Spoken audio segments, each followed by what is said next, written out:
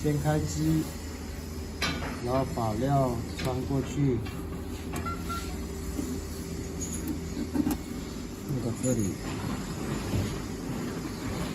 然后按前进键，直到材料出来。设置需要的长度，比如说我设置120，然后数量呢，我需要50个，把默认的1万改成50，这是数量设置，数量是50，长度是120，速度正常出厂50就可以了，然后按启动。